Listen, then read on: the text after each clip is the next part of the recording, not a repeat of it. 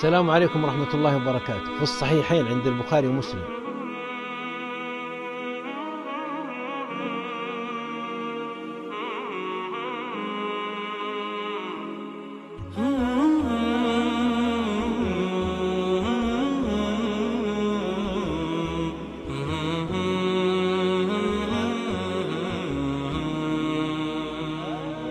الرسول صلى الله عليه وسلم قدم لنا بشرى تحفة هدية، والله إن أعظم من الدنيا وما فيها.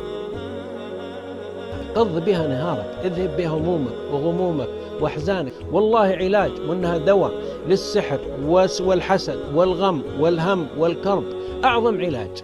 ولقد نعلم أنك يضيق صدرك ما يقولون، فسبح بحمد ربك ومن الساجدين.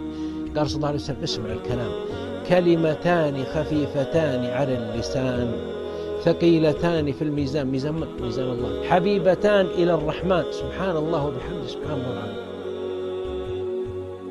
هذا تسبيح الملائكة، يسبحون الليل والنهار لا يفترون ولا يسأمون.